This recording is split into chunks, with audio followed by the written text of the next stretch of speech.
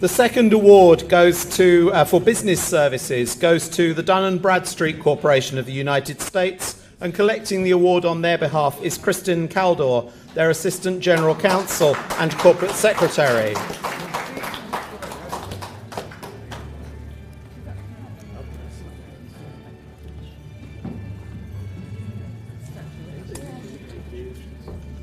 In consultancy, the award winner is Capgemini SE from France, and collecting the award on their behalf is Marie-Cécile Calignon, who's the Group Corporate Governance Director.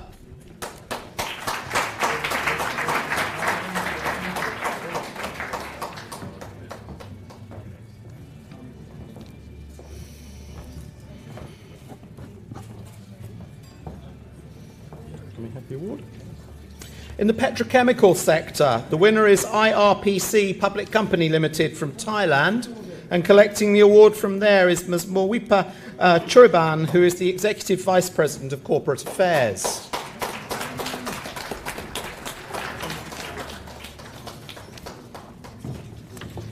And that, ladies and gentlemen, is the Global Award for Excellence in Corporate Governance this year. We're now going to have the Global Award for Sustainability. In the financial sector, in banking, collecting the award on behalf of Doha Bank in Qatar is Dr. Sitharaman, who is their Group CEO.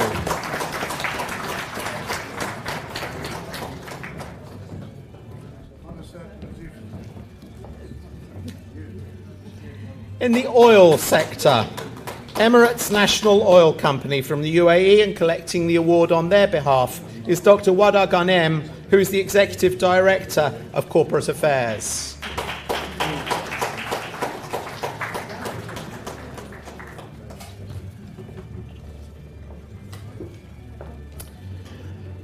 In the paper sector, Holman AB of Sweden are the winners, and collecting the award on their behalf is Roger Vejan, who is the Commercial Director for Holman Paper.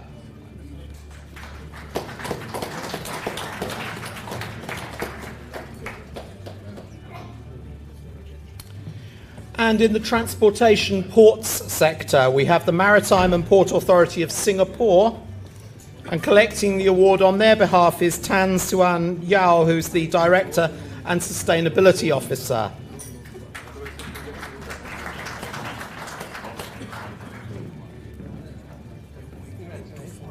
Okay. For the first time in my life, I've been told to go a little bit slower. Some of you will get that joke. The Golden Peacock Award for Excellence in Corporate Governance 2017 in the engineering sector goes to Carborundum Universal Limited from Chennai, and collecting the award on their behalf is Sridhar Rangarajan, who's the CFO. From 1994 to 2004, subsequently as the longest-serving leader of the opposition from 2004 to 14, and he has since been called the CEO of Andhra Pradesh. He was named Transformative Chief Minister in May 2017 by the US IBC, and is currently the National President of the Telugu Desam Party.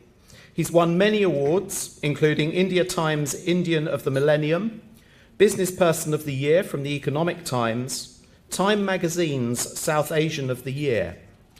The Pune-based organisation, Bharatiya Chhatra Sansad, in partnership with the MIT's School of Governance, honoured him with their Adarsh Mukhyamantri Puraksha Model CM Award in 2016. Mr. Naidu was selected as a member of the World Economic Forum's Dream Cabinet. He chaired the National IT panel under the NDA government, and was described as one of the Hidden Seven, working wonders around the world, by the monthly magazine Profit, which is published by Oracle Corporation in the United States. He's been widely tipped as a potential Prime Minister of India. Ladies and gentlemen, Mr. Naidu, recipient of the Golden Peacock Award for Leadership in Public Service and Economic Transformation.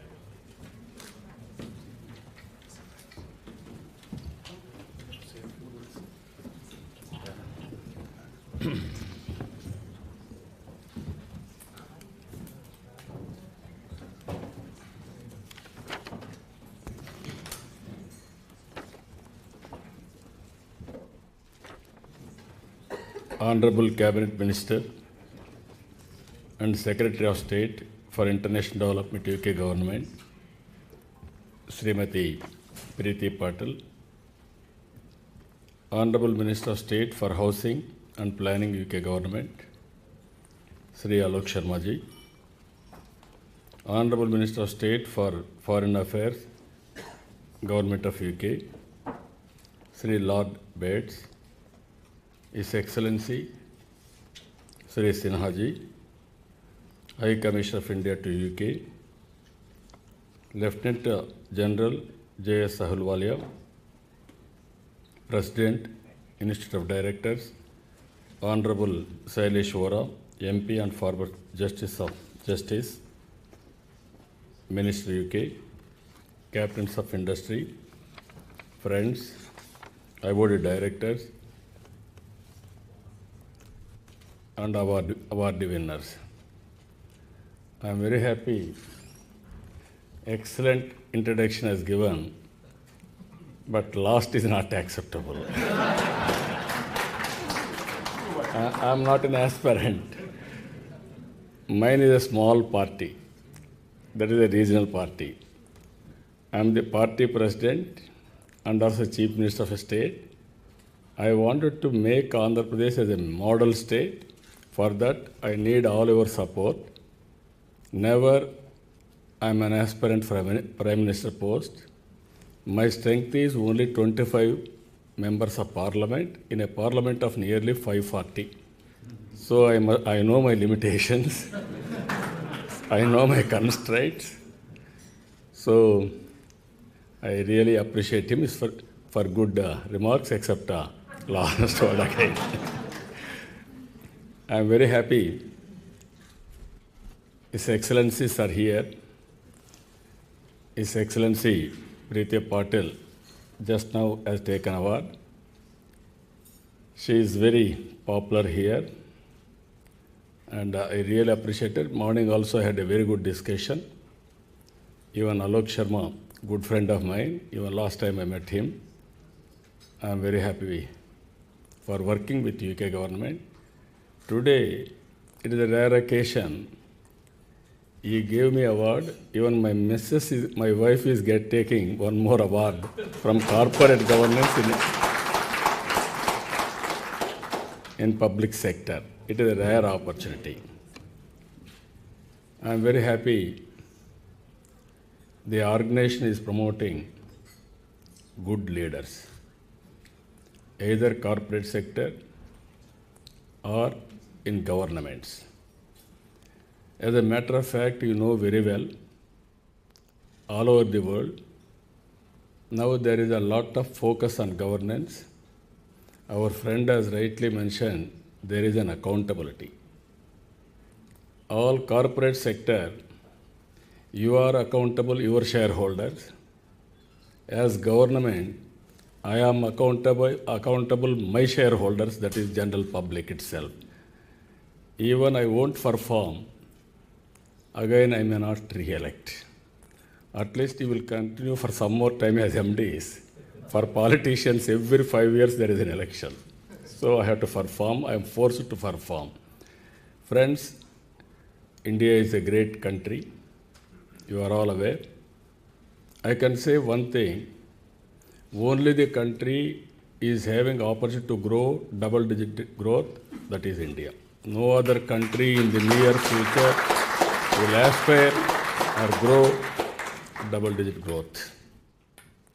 India is having inherent strengths, demographic dividend, English speaking people maximum extent, not even America, not even England. India is the country because of size of population. Thanks to British people, you gave English for us. And also we are very strong in technology. Now if you see Google, Microsoft, And also all over the world, for every IT professional, one is from India. Among Indians, out of 4, one is from my state. That is our strength on technology. If you can imagine, for every 20 members of our population, one is outside India. That means roughly 5% of people are outside. That is how things are happening. Recently, our state is divided into 2 states, that is in 2014. Earlier, I built Hyderabad as a brownfield capital. You know technology, knowledge economy, you name anything. That is my contribution. Even infrastructure-wise, one of the best infrastructure I created.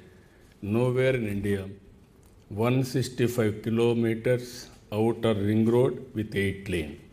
15 years back, I conceived that road, and also one of the best airport, that too, green airport we have constructed. You name any infrastructure, everything we have created. But politics, I do not talk here. My state is divided into 2 states. Now I am representing new state with so many problems. But I had experience. With the dedication, I am working for the last 2-3 years. We are overcoming all problems now. I strongly believe leadership. Leader can change the fate of the company, can change the fate of the country, even for a family. This is where things are happening. So for the last 3 years, without any resources, I gave a clear vision. By 2022, our state will be one among top 3 in the country.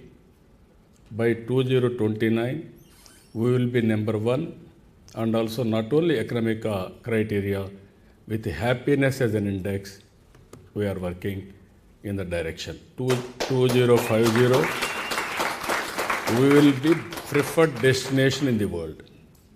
That is how vision has been prepared. To achieve this, we are having 7 missions, 5 grids, 5 campaign modes. As on today, very impressive progress we are able to do. At the time of bifurcation, 22.5 million units power deficit. Within 3 months, we are overcome that difficulty. Today, we are power surplus. I am very clear, disruptive technologies are coming in all walks of life. Now I have declared, we don't want to increase the power tariff in the near future. As a matter of fact, we are going to reduce the power tariff. That is the announcement I am giving. And also, if you see India, we are having so much of strength in power sector. Abundant sun is available. With solar energy and wind energy, 3 years back, 3 rupees 50 paisa. Today, 2 rupees 50 paisa. Tomorrow, it will be 1 rupee 50 paisa, and 2 rupees, it will stabilize.